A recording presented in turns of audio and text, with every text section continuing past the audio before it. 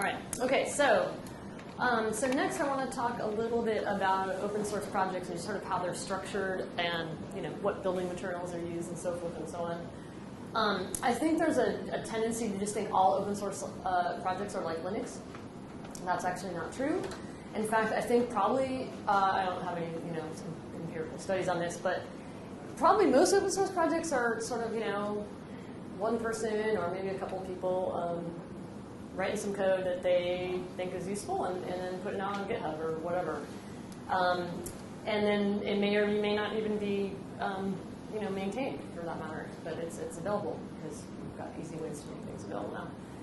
You may also have some projects that have more distributed contributors, so you have maybe no formal governance in a formal way, but have some kind of hierarchy in terms of sort of who reviews patches and contributions. Like there may be maintainers and then contributors, and you kind of earn your position to be a maintainer. This is basically how Linux is structured, and that may be documented in terms of sort of how you become a maintainer or so forth and so on. But there's no formal governance or sign-up agreement or anything like that. It's usually not the case. And then I can find an image for this. And you also have more sort of formal governance in terms of there's an actual organization. So that could be a nonprofit or foundation, right? So FINOS has projects under its umbrella, or Linux Foundation, or you have other foundations that are sort of like specific for that project, Apache Software Foundation, Eclipse. You may have maybe a corporation's project that they put out. So there's sort of a one point of contact that's more visible. And then that may or may not then also include sort of what I call formal governance, right? So there might be like a governing board, a technical steering committee, there may be other committees, and then usually there's like a charter sort of defining those kind of roles. Who gets to be on the governing board, and what are the voting rights and so forth and so on. And usually associated that with is some kind of like membership dues. And I think sometimes people in the open source community are like, oh, that seems so corporate, or that seems like not so free or whatever, but someone's got to keep the lights on, right? So there's a cost to maintaining a source repository or whatever. So how do you pay for that, right? You've got to have some way to do that. So this is one way to do that. And it's been interesting. I've been involved in two projects for a very long time, and one is sort of more sort of grassroots, if you will, and doesn't have that formal governance, and one does. And one of the other things that having money for dedicated to a project is then you can like hire a marketing person. And boy, does uptake a lot faster when you have someone doing marketing. The other thing I want to talk in more detail about is sort of, I put agreements. I mean, it's really licenses, and I'll explain why I didn't say license on that top level. But really, really important concept to think about, especially if you're getting into the point of like contributing to projects. Regardless of the structure, whether it's one person or a very formal project under like a foundation umbrella, is that there are two licenses involved with every project. Okay, now maybe it looks like one, but there's two licenses. There's an inbound license and an outbound license, meaning the inbound license is a license under which you contribute to the project. So Matthew has a project, I think it's great, I go like, oh, I made this great improvement, I want to contribute to what license terms governs my contribution, and then on the other end, Sammy picks up Matthew's project, and what license governs the terms under which he uses it, right? That's the outbound license. So it's inbound, outbound relative to the project itself. And it's important to understand that concept as a starting point. And then there's sort of, the outbound license part is somewhat easy usually, right? We're familiar with this, all the licenses we're talking about. It's an open source license, open source project, that's by definition. But the inbound license can vary, and there's sort of three flavors. It might be an assignment, which is not a license, that's a transfer right, so that's why I said agreements at the top. It might be a contributor license, which is a license that is essentially a license that's different than the outbound license. And it might just be same as outbound. And so that inbound equals outbound is where things get a little confusing, because you're like, well, I only found one license. We're like, well, there's two. I mean, it's just the same one applies in both, or there's two scenarios. So let's just talk a little bit about each of these and some of the things you see. So assignment is a transfer of all rights. It has to be in writing generally in most jurisdictions. It's unconditional, right? You're like giving your copyright away. These agreements may also include an explicit patent license, because that's got to be different in this case. And then so the contributor is relinquishing your copyright. Usually, then there's also a license back. So I assign my rights to you, and then the project says I give you a license back. So usually you can still sort of effectively do what you want with that code, but you don't own the copyright anymore. So it's obviously like the ultimate control for the project maintainer, right? This is the ultimate. The woman didn't come back, so to use the word symmetrical or asymmetry. This is the ultimate asymmetrical thing, right? I mean, the maintainer has all the control, and the contributor doesn't even have a copyright anymore. And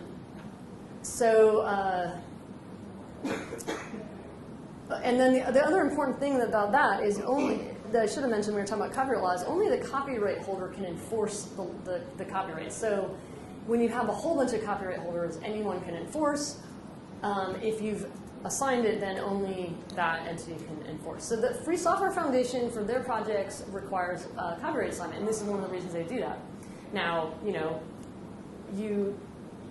regardless of how, copyright assignments are not really looked highly, well upon. It's kind of a lot of like high cost entry, right? I mean, it's a legal agreement. You got to review, you got to sign it. But the FSF, they are a nonprofit with a public interest good, under U.S. Tax law, and they have a goal to ensure freedom, and so they wanted it to be easier to enforce. You can read about why they chose to have an assignment. But you also see other types of entities. So, for example, Oracle has an assignment agreement. It's actually a joint assignment, which is more sort of tricky.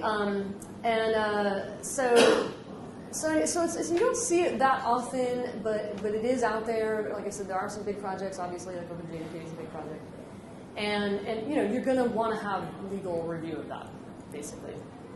And it can actually create some tricky things down the road. But I think there's some confusion. I've seen developers just say, assignment, contributor agreement, same thing. I don't have control anymore. It's not the same thing. It is a pretty distinct legal difference. So just need to be aware. So more commonly, you're going to see is contributor license agreements. This is CLA. We love acronyms, so that's an abbreviation for that. The copyright remains with the contributor, but the contributor grants very broad rights to the project maintainer with basically no conditions, right? So as opposed to saying, I grant you the right to copy, but you have to provide a copy of the license, just I grant you the right to copy, and it's sort of stop there. And what that does is it gives the maintainer the opportunity to sort of change the license, essentially. I mean, I think this is the biggest sort of argument for having a CLA, if you want to look at it that way. Because if you think about it, right, I mean, anytime you have sort of a license coming in and like IP coming in and IP going out, you can't have like it narrower coming in and wider coming out. It's got to be like this, right? So you have this broad grant of rights, and then you can use any license sort of on the other end, right? And so again, this is sort of more control for the project maintainer, but the contributor can still do whatever they want with it themselves, right? Because they can license their code in different ways. So they could contribute over here, and they can contribute over here, release it under their own license over here, and it's their copyright. But it is asymmetrical as well. So it is seen as sort of unequal, or sort of it doesn't create equal rights, and that's a that comes in that philosophical piece. And there's also a bit of a administrative burden there. Now, a couple things about so a couple things. So one is if you have an assignment agreement and you have a CLA, what did you catch what they have in common? I mean, you have to have an entity to have this agreement with, right? So if you can't really have a distributed project with lots of different developers and then have a CLA, because you got to sign the CLA to someone. You're giving copyright to someone. So you're not going to see, so there's no CLA for Linux, because who would hold it? I mean, maybe the Linux found it, but Linux never had a CLA. So we're going to have a CLA, and it's inbound, outbound GPL2. So that's sort of the starting point. If you're starting time, like we should have a CLA, well, you're like, okay, well, who's the entity that the contributors are licensing with or assigning to, if you're doing something. The other thing is that there isn't a standard body of CLAs like there are. We talked about the OSI approved licenses. Everybody knows. You kind of get to know these licenses. They're like your friend. You've seen them a million times. There is a, the Apache Foundation has a CLA. They have two variants of it, a corporate CLA and an individual CLA, depending on who's signing. And so lots of people have copied that. And in some ways that seems good, or actually I just think, oh, that's good, at least it's something I'm familiar with. But it's also become, I think, actually created almost more of an administrative burden. Because what happens is you can't use it exactly the way it's worded from the Apache Software Foundation. They're a nonprofit, so there's certain wording in there that just wouldn't work, say, if you're a corporation or for other entities. So you have to change something. So then, as a lawyer, I've spent a ridiculous amount of time like doing a merge and compare of how different is it, and what did they change, and sort of what does that mean. So there's that, and and again, when something looks really similar to something that's familiar, it's almost sometimes harder to spot the differences. So I really like when I have to spend a lot of time on that. The other thing that's happened is, one of the things that people didn't like about CLAs was this sort of administrative burden, sort of this high barrier to entry, and because you have to sign this thing, and then you have pieces of paper floating around, and we live in the digital world. And so what some really, of course, engineers like to solve problems. So I've seen a rise of sort of automated signing for CLAs.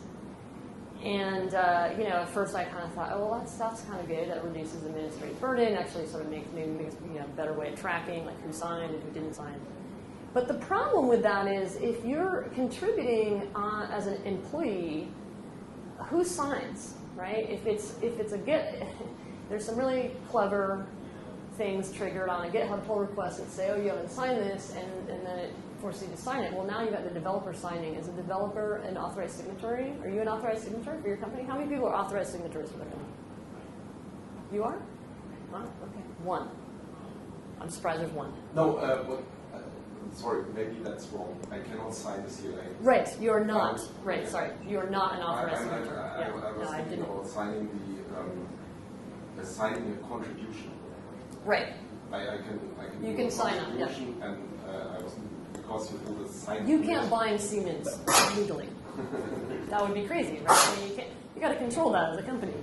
So, so one of the arguments in the past why lawyers like CLAs was like, well, then you got a signature. You know that the company actually knows they're giving these rights up. One engineer I work with had a great point in saying, well, it's really great when your legal department is sort of the gate for the lack of process. I mean, this is not how it should be, in my opinion, right? You should have education and training, and you should empower your engineers. You should educate them, and then when there is a CLA, it should be reviewed by your legal department, absolutely. And then someone who has proper authority just should sign it and bind the company. That's my personal view. I think it's really unfair, quite frankly, to make your employees sign with a representation that they have permission from their company, because that's the sort of legal workaround. And some of those drafted are really not necessarily drafted so well. So I'm concerned because I'm seeing sort of a rise in the use of CLAs, and then it's like in trying to get rid of one administrative burden by not having a piece of paper and signatures, by automating it with e-signatures, which, like I said, sounds good on its face. I sort of created like another potential set of problems, or not problems, but just sort of things that may not be a fantastic way of going about things. So anyway,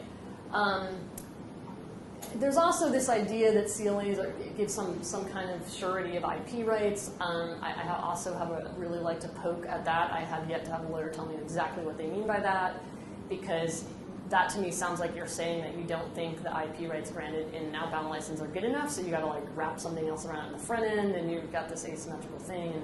So I don't know. I mean, I guess my point is, I'll go on with this too long, so I'm going to hopefully write a paper about this. Is this, there are good reasons to use a CLA, but like be honest with why you're using it, and make sure that's like there's an actual real reason. There's something that's like founded in, and then you're executing it in a way that supports that reason. Because I think there's some sort of like, oh, we'll just use that because that's what real projects use, or we need to maintain control, and maybe you don't.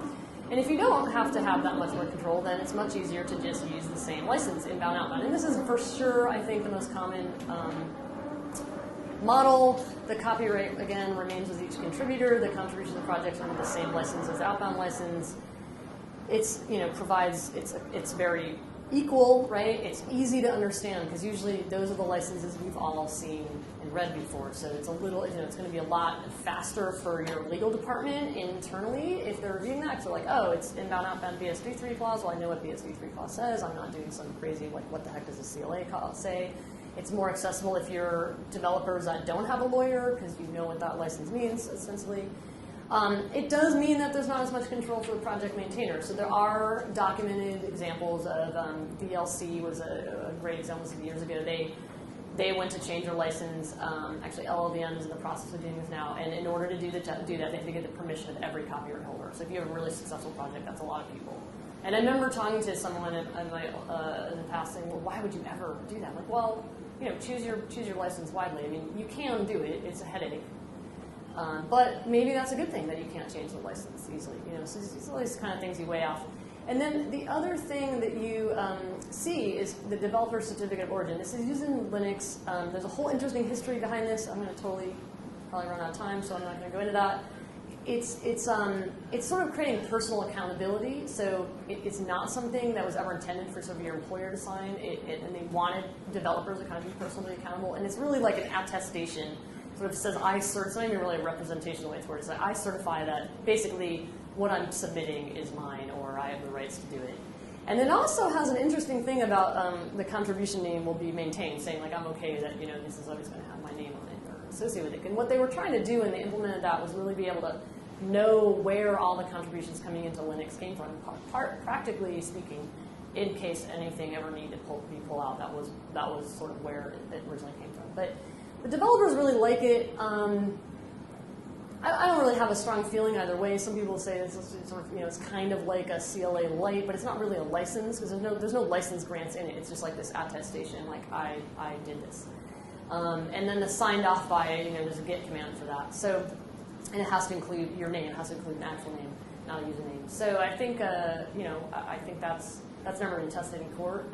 But my view is if developers like it and they want to use it, then great. The other thing that you're seeing a major rise in projects is a code of conduct. So this is an legal agreement. It's more of a policy, sort of set of guidelines to establish sort of social and behavioral norms, and some kind of enforcement when they're broken. It's really important. You can't have social norms if you don't have enforcement. And this is a real response to kind of, projects were considered a meritocracy, and meaning you sort of earn your keep by putting in good code, and then there sort of became examples of sort of egregious behavior by some pretty high-profile maintainers, and that they kind of got, as a feeling like, well, people get, if they do really good work, they kind of get a pass. We haven't seen examples of this anywhere else in society. And so people started realizing that there can be a really hostile environment. It can be just sort of really unfriendly, and then there's just this total lack of diversity in open source projects. Also, is really even worse. When you talk about like women in STEM, we know that's bad. And it's like even worse in open source software. I mean, there's some really interesting statistics on that you can look up. And that sort of hostile environment or that unfriendly environment actually does end up having a sort of disproportionate effect on people who aren't highly represented in these communities. So there's really been a big push. There's something called it's a code of conduct covenant, or there's someone who wrote one, and it's been made it like a template that anyone can pick up, and actually very famously just recently Linux picked that up, which is a really, really big deal because they haven't done that before. But I will say, as a woman in this space, and I've had some interesting conversations, and people, but can't we just all just be nice? Like, isn't this just, like, why do we have to have rules around them? Like, I totally agree. I wish the world was like that, but it's not. And if you don't have some kind of written, like, hey, this is how you behave, then you don't have anything to enforce against when someone doesn't behave. And that enforcement piece is important. So I think that the other thing is if you're going to put a code of conduct in place, then you've got to be real about what are you going to do, because it's not comfortable, right? How are you going to deal with it when someone doesn't abide by it? Famous, and it's the same thing with events, right? This event has a code of conduct. And I remember being something like, do we really need to tell people, No, actually, you do need to tell people not to use explicit photos in their presentations. Apparently someone has done that. Harass their fellow, I mean, these things happen. It's not even, right. I mean, you kind of laugh. You're like, really? Like, and you think, don't you it's just like professionalism to some degree, but yeah, you know. But the other thing actually interesting about this, I think I have this later on, is that, you know, if you are putting projects out there as a company, you probably have a policy that kind of covers this more broadly, right? You probably have some, you know, maybe public speakers have training or some kind of review, or you have sort of a social media policy. And a lot of times there's overlap. So another good thing, we have a lot of people talking about, oh, you have to have this policy and this policy, but you might already have policies that cover open source if you just read it. So, you know, don't make more policies, right? Like piggyback of what, you know, what you already have. But, you know, if you're putting a project out there, then this is really for like the people, other people. And then, of course, you may have these membership agreements and project charters if it's a formal government, and they're usually going to state like the missions and goals and set out membership types, and then, you know, establish sort of voting rights and how that operates and quorum and stuff like that. And usually the IP section's rather lightweight. So if you think about other collaborative groups like standards bodies, you know, it's really heavy on IP stuff, but a lot of times it's just like it's going to be whatever the license is in the code, or maybe it states a license in there, and then that kind of creates a gate so that the project can't really change the license, and like the governing board has to have review, you know, which isn't a bad thing if you think about it. But, you know, those need to be reviewed. Because, you know, figuring out this is a sort of different type of legal review. You know, if you're joining and you're joining at a certain level, and sometimes you have these complicated, like, if there's this many members at this level, then you get one representative, and you're going to have to vote, and all, you know, so you want to know what you're signing up to and know sort of what you're paying for, essentially. All right, so that's where I thought I was going to get before. Obviously, I'm super running behind. We have lunch in like 10 minutes. I'm just sort of talking faster and faster. So I'll try to get through this. I really wanted more time for questions, but and then if anyone wants to like stay in here longer, I'm happy to stay longer. Is everyone in a rush for lunch? Do you want to go a little bit over? Or you want to wait 10 minutes and find out and see how hungry you are? All right, so how do organizations engage or use open source software? So I was really happy to see some, you know, everybody has a different take on this, and actually the guy this morning spoke, it was like really similar.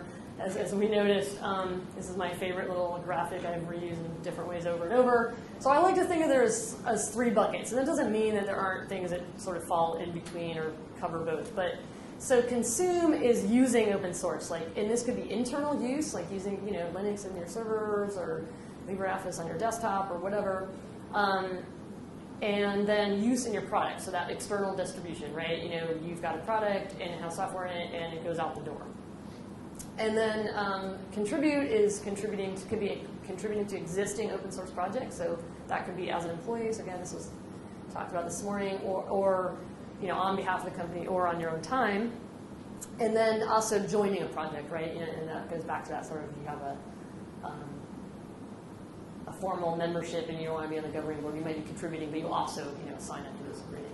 And then creating an open source project, so when you're putting your own code out under an open source license. And at the center of that all, hopefully you have some roles and responsibilities for managing all this, and a resource for expertise, and, you know, this would be commonly called your open source program office, that are setting strategy, you know, providing guidance, and sort of providing some internal sort of governance around all of these things. Okay, so let's talk about the consume side. So the biggest thing here is open source license compliance. Now, in the sake of time, there's been a lot about open source license compliance in this session. So how many people have already heard this spiel? No? Okay, so, all right, I'll keep going. So in order to comply with a license, I'm kind of like sort of working backwards, you have to, first of all, you have to know what you're using, right? And then you have to know what license applies to the open source software that you're using. And then you have to know, and this was one that people gloss over all the time, how are you using it, right? Because how you're using it and what license applies then tells you what conditions are triggered. What do you have to do to comply with the license, right? So how do you know what you're using? The challenge with open source software, sort of traditionally, I'm sort of dating myself by having source storage on there still, is that there's a lot of times there's no money involved, right? And so if you have a lot of companies already have systems about procurement, well, if there's no money involved, it's like it just kind of, your developers are using it, whether you know they are or not. This makes lawyers very, very nervous, but that is the hard, cold reality. And so you've got to have, you know, some kind of a process in place to know what's coming in. And then the other thing is like what license applies, right? So we usually think like, oh, this open source package is under MIT. And we're like, well, actually the reality might look a little bit more like this.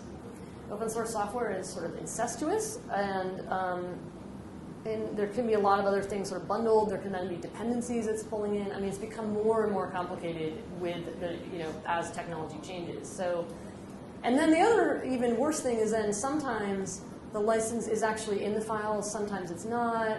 Sometimes it's not really obvious. I mean, I used to do audits. It's I can go on and on about all the. If I don't want to scare you, but it's not always straightforward. Is sort of the takeaway. And this is where license scanning tools. I say license scanning tools. There are different types of scanning tools. There are commercial scanning tools. They usually scan source code, looking for source code matches.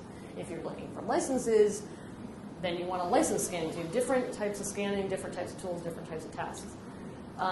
If you have the source code and you're looking for a license, then a license scanning tool maybe probably going to be a better thing.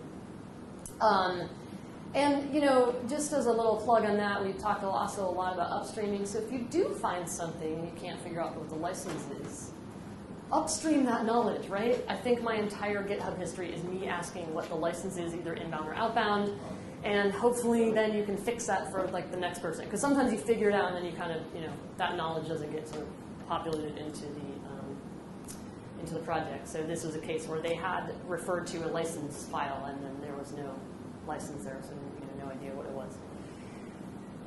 The other thing you might see is multiple licenses. So it can be a couple different flavors, and the language isn't always very clear. And I'll give you a hint: these and, or, and with terms are also from the SPDX project, which hopefully I'll have time to tell you about in the last 3 minutes.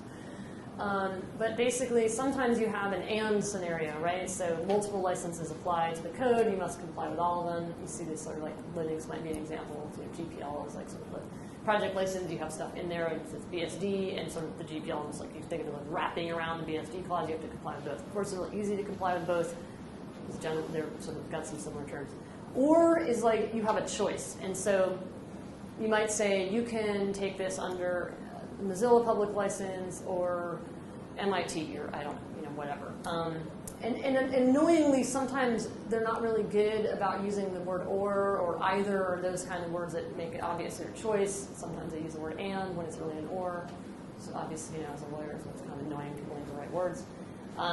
Sometimes it's kind of obvious, as if it's 2 open source licenses, it wouldn't make sense to have them both applied. They're clearly trying to give you a choice. Why do projects do this? They're trying to increase the uptake of their project, and they're being sensitive that people want to use this in different places that may have sort of potential incompatibility problems with the licenses, and so they're trying to, they're sort of giving you these options. The other or scenario you hear about is sometimes you hear dual licensing. Again, dual, what does that mean? Is that and or? A lot of times it's referring to like more of a business model, right? Offering an open source version, usually under a copyleft license, and then a commercial license. And those people really like to think of a copyleft as being, copyright maximalist, right? Because the stronger the copyleft license is, the more likely they can get you to buy the commercial license. I mean, and there's nothing wrong with that business model, although I have seen a fair amount of sort of interesting interpretations on those licenses on their FAQ pages of companies that have that model. So, something, again, do your own analysis of the license and how you're using it. You may not always want to take that at face value. And then you also have, this isn't really I didn't know where else to put this, so you may have additional terms and exceptions. This traditionally started with the GPL license because there's some of those copyleft, provisions, and sometimes, for greatest examples, GCC is a compiler. They wanted to make sure it's clear, like, the output of the compiler wasn't under GPL. So they have this very specific exception to the GPL for that scenario. And so that's kind of like a with, so it's like GPL with this exception. And you see other sort of variations on that. And so they sort of modify, and and then you kind of get into, is it now not an open source license, depending on what those terms are. So again, be wary of that. So the analysis I would do, so we talked about what are you using and what license applies, and then how we're using it. I'm going to get into that in a minute, but you can kind of think of it as like an if-then statement. So, if I'm doing X, Y, and Z, then I have to do this. So, what's the trigger, or what's the usage model, and then what's the thing you have to do, what's the condition or the requirement. And then how does that requirement need to be met? So that can sometimes be sort of like the devil's in the details. So how are you using open source software? So distribution is like the most common trigger, right? So and distribution is changing hands. It's I give this to you. I don't see as much confusion about this before. Again, that is actually a legal term of art, the Copyright Act, and sometimes I've heard people say like, oh, well, I'm not selling it, so it's not a distribution. I haven't heard that in a long time. I think people are more clear on that. GPL very clearly says other acts aren't covered. Running the program, so using internally, not covered, or not restricted. No conditions on that. The more tricky question is if you have a SaaS platform, is that a distribution? So there's not a really strong yes/no answer. Generally speaking, most open source licenses, like I said, trigger on distribution. If I'm hosting a web application on my hosting I control, then I'm not distributing the code by and large, right? But some code is distributed. JavaScript ends up on the end user. You might have some like client or some application that works with your SaaS platform, and so you have to, I've seen you like, oh, it's SaaS, we don't have to worry about it. It's like, well, no, you still have to do the analysis. I mean, and the most interesting thing years ago is I did an audit on an application, and they had 2 use models, and they had the use model where they distributed, literally shipped, and then they had a hosted platform, and we did 2 different compliance analysis, and the list of compliance requirements for the SaaS distribution was this long, and the list for the distribution was this long. There are some licenses, Pharaoh GPL being the most famous, that trigger on distribution over a network or access via computer network. So that's always, and that's a big sort of debate on how to handle that. It's not actually as challenging as some people make it, but it's just something you need to be aware of. But the other thing you need to be aware of is when your use case changes. So this is the other thing I think people talk about, like, oh, what do you have to do to comply with the license? And they don't talk about the use case, and they don't talk about the use case changing. So having blanket rules or whitelists or so forth in your processes in your company, well, that's great and efficient, but you got to make sure you cover all those questions. Don't just say MIT is great. Well, maybe MIT is great in what scenario or for what products. Not a great example. And then modifications is the other big trigger. If you change the program, then a lot of licenses, even some of the permissive ones, say you need to make notice of your modifications. Now, good engineering practices would be that you would track this anyway, so that shouldn't be that onerous. So, so what kind of conditions are triggered? This is just sort of like a list of really common license conditions. So, retaining the copyright notices. You shouldn't strip out copyright notices anyway. Providing a copy of the license. Maybe there's some specific attribution language they want you to include. Notice modifications I mentioned, and of course, copyleft is in the lighter blue. Providing access to source code, maintaining modified versions under the same license, and then you may have other terms that aren't really like an active condition, but something like don't use a trademark name. We talked about that earlier.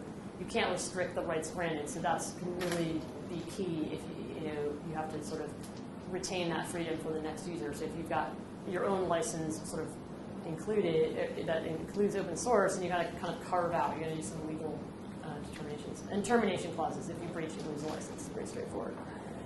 Okay, I have totally run out of time. So let me see. Let me see if I can just wrap up this part and not leave you hanging and not get to the more fun part. But so another thing I mentioned earlier is derivative work. So this is like the $1 million question. I mean, this really kind of cuts to GPL, and I would say, the definition may vary by the license, but, what about the legal definition? There's no judicial opinion. There's been cases that kind of started to circulate through the courts, but we've never gotten an opinion on what constitutes a derivative work under GPL. And the thing I was starting to allude to earlier when I talked about the derivative work is under U.S. law, like I said, it's a legal term of art. It's a fact-based, case-by-case analysis. So what I always tell developers is, I know it drives you nuts when lawyers say, well, it depends, but it does depend, and there's just not really an answer. And so, but the good news is that there's a whole bunch of guidance out there in the open source community, in particular by the licensed authors. So, FSF, is going to be probably who you might want to look to in terms of how this is interpreted. And they may be wrong. A judge may totally disagree with what they said, but if you want sort of a good place to start. And so I think what it comes to is your position is going to be based on some legal interpretation, some practical reality, and sort of a risk assessment. Do you want to be the test case for that or not? And what's the software you're involved and so forth and so on. But yeah, it's a lot of. I mean, even some of the most experienced open source lawyers don't necessarily agree on this. So it's just sort of a bit of a fuzzy area. But there are, like I said, there is sort of like trade practice and trade usage. The other thing I'll mention is license compatibility. This is another one of those topics that people just sort of throw out and like, oh, this is a super scary thing. There was a talk that Richard Fontana, as a lawyer at Red Hat, gave at FOSDEM some years ago, and the title of his talk, which I love, was "Taking License Compatibility Semi-Seriously," which I think is about your takeaway here, because license compatibility. It only is a question in certain circumstances, again, where we sort of sometimes skip the first point. So if you create a derivative work, or if you're combining code under different licenses, now you got to start thinking about that. You may be using code under different licenses, but not in a way that even raises this question. So you got to start by that point. And a lot of times, again, this is usually around the GPL, but there's other licenses that have certain terms, and then there's a couple of flavors of it, right? There could be the most obvious thing is like impossible to comply with both. So like you've got code under GPL, which says if you make a derivative work, you have to keep the derivative under GPL. And you have code under like another license that has that CDDL cuddle license that says the same, essentially says the same. You got to keep, you can't keep it under the same license in two cases, right? That doesn't work. So, that's sort of the most blatant reason. There are other big things like some licenses have this, so you can't place further restrictions on the granted rights here, like downstream users. So, so if you've got other licenses that could be deemed as sort of a further restriction, open to interpretation. Of course, there are some perceived incompatibilities because the FSF has some opinions on that. Again, may or may not have legal holding. You're never going to see a case on that, in my opinion. But do you want to create friction there? And then, obviously, if you're in a commercial realm and you're delivering products and you have a software product where you have your license and you are also incorporating open source in it, then your lawyer needs to look at, okay, what are the open source licenses involved, and then what are our terms of our license, on the outbound side. And then the easiest thing is to just like carve out all the open source, right? That is like the lazy way about it. It's like there's these open source in our product. It's under the open source licenses. It's not under this license. Right now, you've just like eliminated any possibility of compatibility. But there may be some reasons you don't want to do a broad carve out, or the recipients of your products aren't really happy about that because 80% of your product is open source, and now they're basically have no any of the other great agreements you have there. So there's a drafting thing there that actually is a more serious consideration. So I guess I'm just going to end after this and not talk about contribute and collaborate, which are my favorite topics. But obviously, and if you think about all these things we just talked about with open source license compliance and how are you using it, I just kind of skipped over internal use, by the way. I meant to say that at the beginning because that's not as much of a legal risk as much of like a more of a security risk. It's really more something your IT department might want to worry about. Sort of focusing more on the things that go out the door. But if you start to think about all these things that you have to do, then you can start to see what does the process need to be, right? So you need a system, right? You need to be tracking this stuff, maybe a request and approval, and you want to record certain info in there, and then you want to make sure you maintain that info. You want to keep the source code because sometimes it disappears, and then you are relying on some source code, or maybe you downloaded a precompiled binary, and now you don't even know where it came from, or you can't fulfill the obligations for the license. So always grab a copy of that. The license as well. Things, URLs are not perpetual things always. And then, of course, generating whatever license compliance artifacts that you need to deliver. Now, I just really, really high level put this slide up, but really what you just need to do is go look at the OpenChain specification. So OpenChain is a project, like I said earlier, that defines sort of minimum requirements for open source. It's not best practices per se. There's documentation around that. But sort of like, here's like what you need to do to have effective open source license. Compliance program, and all this is laid out, right? So it's sort of silly to have it written in, you've got community groups and companies and coming together to agree on that, and which is a great improvement. No one used to talk about it. It's like a trade secret 7 years ago. You're like, I'm going to tell you what we do, how we manage our open source. Seriously, people, I remember one company saying, well, that's kind of a competitive advantage. I was like, are you serious? Like, no, let's just share this. It's not a competitive advantage. We should all be doing a good job, because then we trust each other more in terms of the software that we're exchanging. And obviously, training is really, really important, right? I don't think you can have processes without training. I mean, if you don't have this basic level of knowledge and how people are following the process, and they don't, engineers like to know why. You know, I find if you give them a little bit like, here's why we're doing this. You know, I know, I'm like that too. You know, you just want to be the rebel. Like, no, I'm not going to do that because you told me to. And someone's like, well, here's why we did it. Oh, all right, that makes sense. So that helps. All right, so I think we're over. I had a little more, but I don't know how starving everyone is, so I don't want to like hold you hostage. Since on the contribution side. Yeah, I do have some. I'll be interested. You know, okay. All right. If you want to leave, just leave. I won't be offended. Is that okay to keep going, or from? Okay. All right. So I don't have actually too many slides on this, but this is a repeat of that original slide. So contributing, right, could be on behalf of your company or on your own time or joining a project. So some things you want to think about. So why are you contributing? You know, what's the goal? Is it could be, you know, companies contribute to open source projects for a whole host of reasons. It could be to support a technology that you rely on, right? Open source is critical to your product or critical to your infrastructure or your back end. It could be, you know, internal use, and you're like, well, you know, it behooves me to contribute to the health of that open source project. It could be, you know, a stickiness factor, right? It's like enablement of other technology you have that relies on open source, so you want to kind of have that sort of enablement factor. It may be just, you know, reducing technical debt, right? We've heard a few people talk about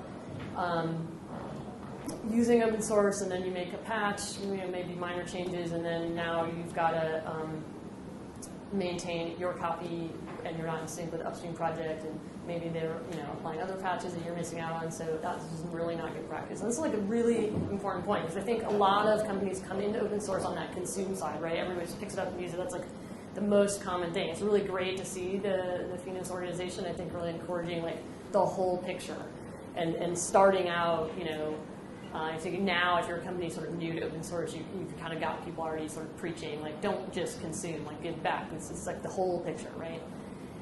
And it might just be a good thing to do. I mean, it may be totally not part of your business, your IP strategy at all, but you just want to enable your developers to have some time to work on things that they like. You know, some companies have that sort of innovation time, and, you know, that may be part of it. Or it's like a good deed, you know, maybe you're contributing to something that is a corporate responsibilities thing that you find is a, you know, feel-good thing to do, or whatever. So obviously, what are the legal requirements? You know, what's the inbound license, right? If you're contributing to a project, then you want to know, what am I contributing under? And like I said before, finding the license can sometimes be hard. I think now all my GitHub requests are like, what's your inbound license? Because projects will put the outbound license in there, and then they won't say explicitly, and then you're like, okay, is it inbound, outbound, or is there like a CLA hidden somewhere that I can't find? And I've had that happen, where they actually, especially with these automated CLAs, they're like, oh, there's a CLA that'll trigger once you go to pull up a pull request. I'm like, oh, well, you know, it would be nice to review that before that point in time. So yeah, that's another thing that I don't like to see. But you know, the key question is for a company is, you know, why do you want to know that? I mean, you want to know what IP you're giving a license to. And, you know, honestly, if you're like, there's a wide range of that, right? I mean, I worked for a very IP-heavy company at ARM. I've also worked for a software company that was just like, do whatever you want. We don't care about, you know, we're all about open. I mean, I think sometimes it really comes down to like your patent portfolio. But again, it goes back to like, what is it that's important to your company, and what is it that you need to protect, and be clear on that, and then it should be easy for the rest. I mean, you know, having a heavyweight IP review for every single thing that goes out the door is not efficient, and it's not going to make your developers happy. So you want to start with like, you know, what is it we're worried about, and sort of de-escalate some other stuff. And then, you know, expectations for membership. I mean, whether it's like a formal membership or a project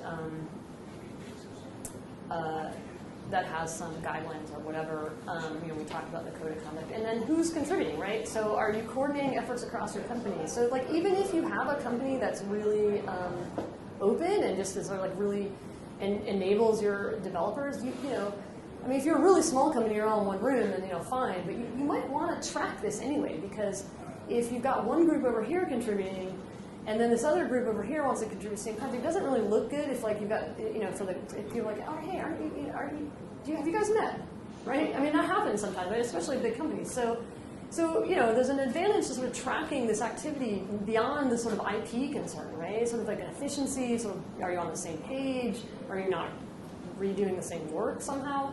And then that sort of reputational thing, and the participation again mentioned, like sort of social media policies or those kind of policies. So sort of that my point about public participation and making sure your employees know that you are representing your company.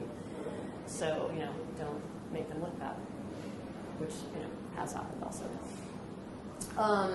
So again, process, might want to have a sort of a request and approval process. Maybe you have some areas that sort of auto-approve, but you probably want to track it, right? Again, not just about managing risk, also a marketing thing.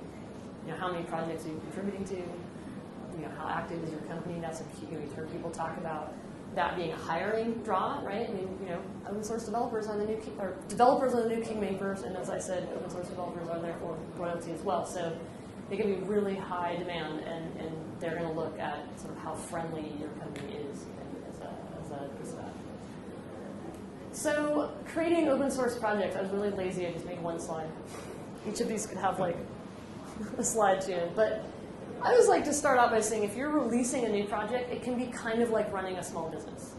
And that sounds kind of scary, but I think it's sort of almost good to start with that thought, because then you can sort of like back down from there. But there's sort of a lot to consider. And the first point is, why are you doing this? So everything I just said about contributing and engaging the community kind of applies, like, and then some, right? So, why are you doing this? How is it going to benefit your company? What are you trying to achieve? I mean, what do you want this to look? What does success look like, right?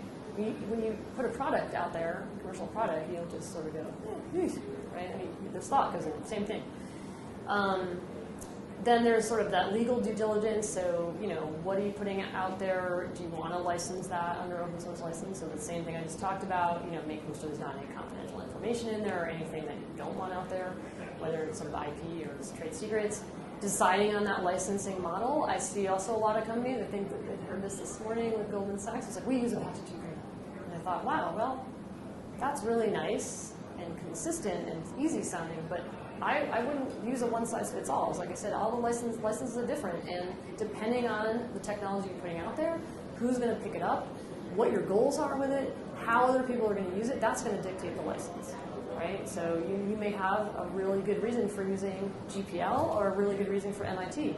Sometimes you just want to use like the license that's similar to the other open source they may use it with. If it's Linux, you want to make sure, And some of that's, like I said, real incompatibility, and some of it's sort of perceived, right? I mean, I remember putting out a project under Apache 2.0, permissive license. It was an Eclipse plugin. Usually Eclipse plugins are an Eclipse license. There's no problem between those two licenses, and some developer was like really irritated that it was under Apache and just sort of made a big stink. And it was just like, okay, just change it. So there's those kind of things that you want to think about it sort of analytically. And then the same thing with inbound license. Do you want to use a CLA, and why do you want to use one? Do you really need that? If you're going inbound, outbound, you want to make that decision. You want to make the right decision because you don't want to have to change the license later. Like there is this administrative overhead, even with those e-signing things with CLAs. There's some stuff I've seen that I would not have guessed. I really was pretty ambivalent about CLAs, but I'd really like gear away from them unless there was a really strong reason. And there are strong reasons. I'd say there are. Branding, marketing. Do you want to have a trademark? How are you going to name your project? Making sure you don't name it something that's going to infringe on someone else's trademark. Maybe you want to put branding around it, so you do want to file a trademark yourself, or you don't care and you just name it something like really descriptive and beyond it. There's a great site called fossmarks.org. I don't think I have that link in here. It's really good, sort of just general advice on that's was a collaborative effort by several different attorneys, different jurisdictions. I'd highly recommend. Code review, what's the coding style, cleaning up the code, making sure everything's in place, creating documentation. right? You want your project documentation is like always a weak spot on a lot of projects. Does it build? And then governance, what are the processes for submitting code? Who decides, like the code of conduct? What do you have for conflict resolution in terms of code or other issues? Who's in charge, right? I mean, if this is your company's project, or do you want to spin this out and put it under a foundation?